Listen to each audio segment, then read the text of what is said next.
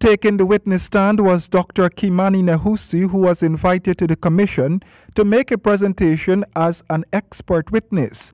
Dr. Nehusi, who published several books and writings on African lands, informed the commission that African Guyanese were forced to abandon their lands decades ago because of the unfair conditions laid out for them to keep those lands.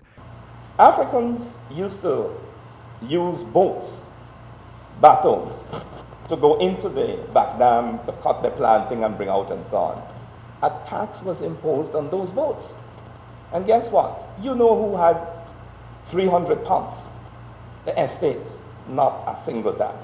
You could go further. If you had a donkey, as many African people had in those days, you had to pay a jackass license. The estates had 400 and 500 mules, no tax.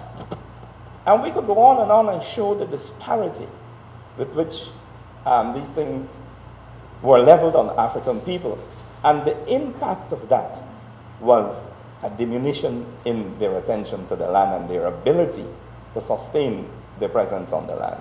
That, he said, was a great injustice, an injustice which he hopes this COI corrects.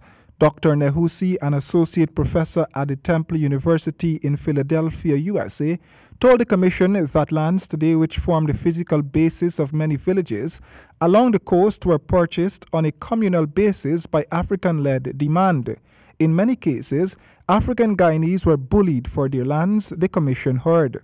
There are many instances of estate bullying, of estates just swamping African land and afterwards just taking it over. Part of what helped here is that over time, many African people became so frustrated because they were surrounded with all of this legislation and all of these actions that they drifted off the land.